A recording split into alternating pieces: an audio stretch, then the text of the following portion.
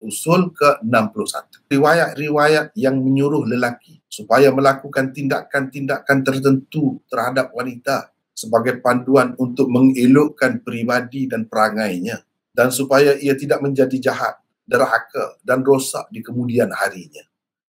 Arahan kepada lelaki supaya bertindak begini-begini terhadap perempuan. Kalau tidak, dia akan jadi teruk, dia akan jadi jahat, akan menimbulkan fitnah, akan macam-macam lah. Jadi yang disuruh lelaki buat tu pula pelik-pelik pula tu.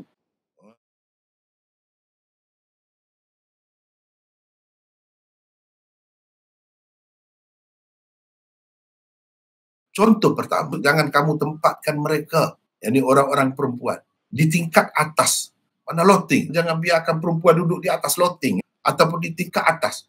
Sekarang ni banyak udahlah bangunan tinggi-tinggi. Macam manalah nak duduk? Jangan kamu mengajar mereka menulis, tetapi ajarilah mereka menggunakan pemintal, mesin pemintal, bulu atau kapas untuk dijadikan kain dan pakaian. Itu saja. Dan ajar juga surah An-Nur. Kalau nak ajar itu saja. Perempuan ni layak belajar itu saja. Menulis pun tak layak diajar. Seorang tu guru cakap, kalau pandai menulis, dia akan mengorak. Dia akan tulis surat cinta. Kalau macam ni dalam masyarakat lah, jadi bodoh habis.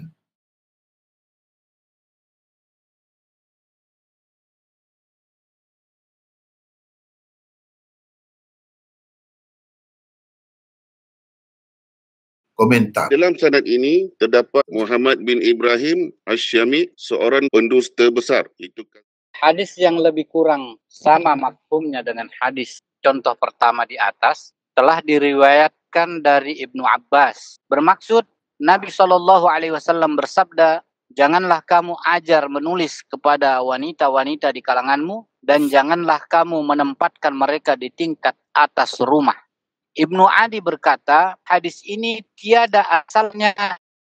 Tidak mungkin Nabi SAW melarang wanita di kalangan umatnya diajar menulis dan membaca. Dalam keadaan ada sabda baginda yang menyuruh wanita juga diajar menulis dan membaca berdasarkan riwayat yang sahih.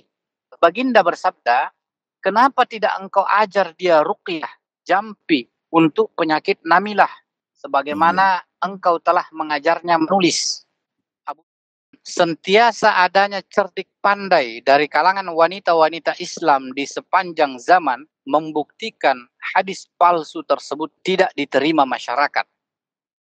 Terdapat ramai sekali wanita Islam yang terkenal sebagai tokoh ulama sejak dari dahulu lagi. Salah seorang ulama, Syuhdah binti Abi Nasr, tulisannya baik sekali. Ramai orang menerima hadis daripadanya. Sanadnya tinggi.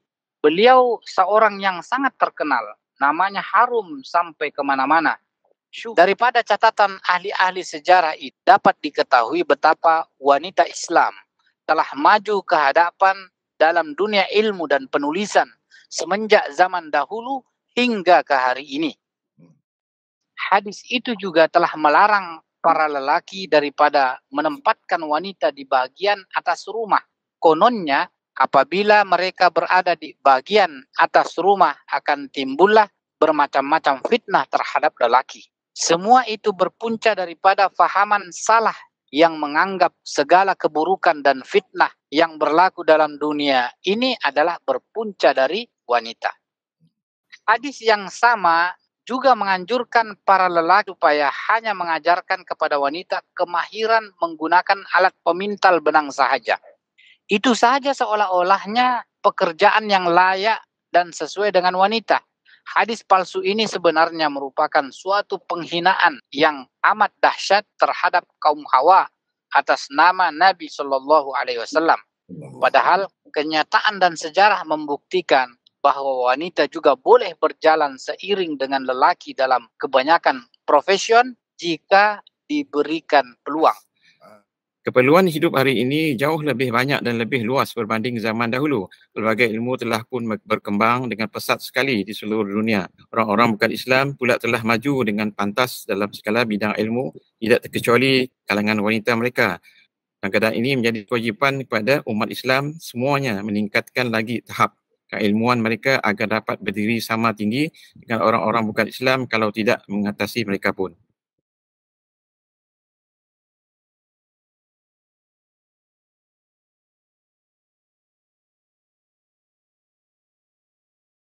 Contoh kedua, telanjangkan wanita. Niscaya mereka akan tetap berada di dalam kelambu.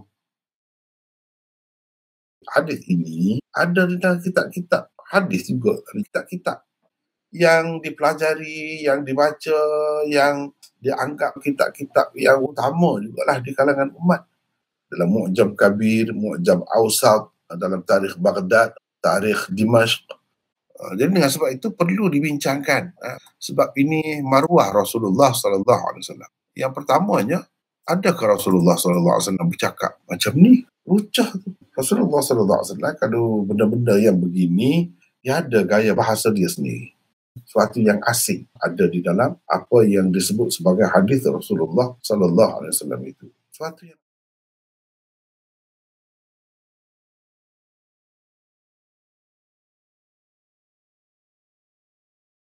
komentar. Ibnu Al-Jauzi, Asy-Syaukani dan As-Sa'lagani menyenaraikannya sebagai hadis maudhu'. As-Suyuti juga bersetuju dengan Ibnu Al-Jauzi. Al-Albani pula menghukumnya sebagai hadis yang sangat dhaif. Andaikan maksudnya baik sekalipun, tetapi bahasa yang digunakan bukanlah bahasa yang lazim digunakan oleh Rasulullah SAW. Tiada langsung ia membayangkan kelembutan, kesopanan dan sifat Rasulullah yang terkenal sangat pemalu itu. Telanjangkan wanita, sungguh kasar bahasanya. Padahal masih ada lagi perkataan lain yang lebih sopan dan lembut. Bukankah anda sebagai orang biasa pun pandai memilih perkataan lain untuk menyatakan maksudnya itu dengan lebih jelas lagi, tanpa menimbulkan sebarang keraguan? Ni bahasa ni kasar, ni bukan cara Rasulullah ni. Rasulullah ni kana khuluquhu al-Quran. Pribadi Rasulullah, perangai dia ni mencerminkan Al-Quran. Dalam Al-Quran, Allah nak sebut persetubuhan, dia tak sebut. Dia sebut sentuh. Jadi bahasa dia tu halus, lembut. Dia tidak kasar.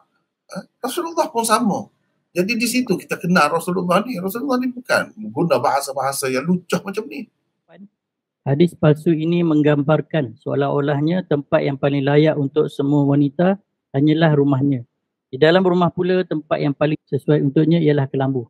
Fitnah akan tersebar sebaik sahaja wanita meletakkan kakinya keluar rumah, terutamanya apabila ia keluar ke tempat umum. Ini seseolahnya dia meninggalkan kesan begitu. Padahalnya berapa banyak yang baik. Janganlah kita tengok yang tak baik tu ada saja. Yang lelaki keluar pun ada juga, bukan semuanya baik. Jadi apakah kita nak menghalang lelaki keluar rumah dengan sebab ada lelaki yang buat tak baik, menimbulkan fitnah? Perempuan pun sama. Berapa ramai perempuan yang keluar dengan sopan, dengan menjaga adabnya, menjaga hukum agamanya, dengan tutup aurat dengan cukup, pergi bekerja.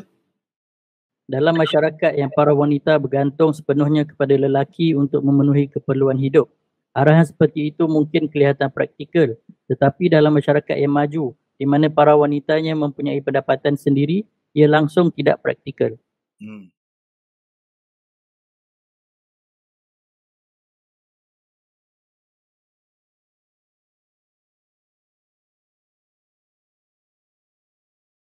Hasanul Basri meriwayatkan, kata Ali bin Abi Talib, pernah pada suatu hari Nabi SAW bertanya kami, keadaan macam manakah yang paling baik untuk wanita? Kata Ali, kami tidak dapat menjawab soalan itu. Bila aku pulang kepada Fatimah alaihissalam, aku berkata, wahai anak perempuan Muhammad, sesungguhnya Rasulullah SAW telah bertanya kami satu soalan. Kami tidak mempunyai jawapannya. Maka tanya Fatimah, tentang apakah baginda bertanya kamu?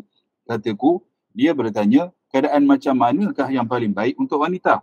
Kata Fatimah, kamu tidak tahukah apa jawapannya? Kataku kepadanya, tidak. Maka berkatalah Fatimah, keadaan paling baik untuk wanita ialah ia tidak melihat lelaki dan lelaki juga tidak melihatnya. Apabila petang, kami bertemu pula dengan Rasulullah SAW. Ketika itu aku berkata, wahai Rasulullah, engkau telah bertanya kami satu soalan. Kami belum lagi menjawab soalan itu. Lalu aku berkata, keadaan paling baik untuk wanita ialah ia tidak melihat lelaki dan lelaki juga tidak melihatnya. Mendengar jawapanku, baginda bertanya, siapakah yang cakap begitu? Kataku, Fatimah alaihissalam. Maka teruslah Nabi SAW bersabda, benar katanya itu. Sesungguhnya dia, yakni Fatimah, adalah sebahagian daripadaku.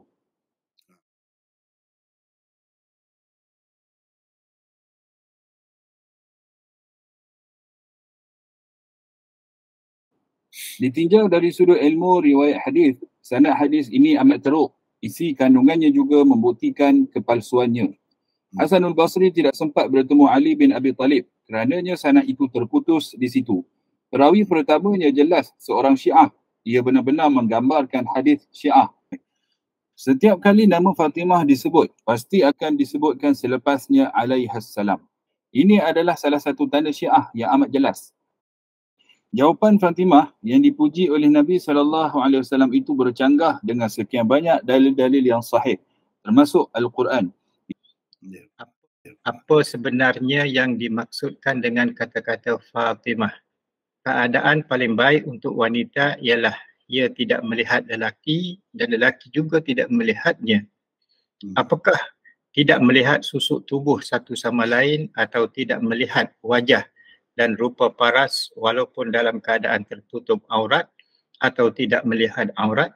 Tidak pula dijelaskan.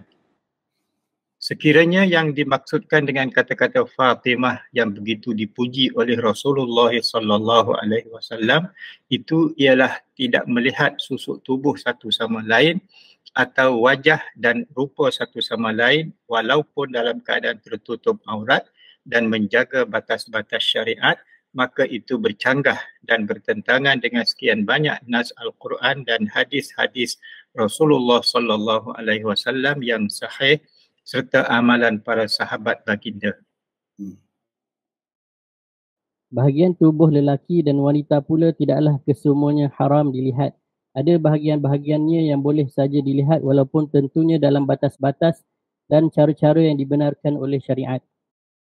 Kalau seluruh tubuh wanita perlu ditutup dan memang sedia tertutup semuanya, apa artinya Allah memerintahkan lelaki supaya menahan dan menundukkan pandangannya? Jika dilihat sekalipun, tentu sekali tidak akan kelihatan apa-apa boleh menggoda lelaki. Allah juga melarang wanita memperlihatkan kepada bukan mahramnya perhiasan tubuh mereka kecuali yang zahir daripadanya.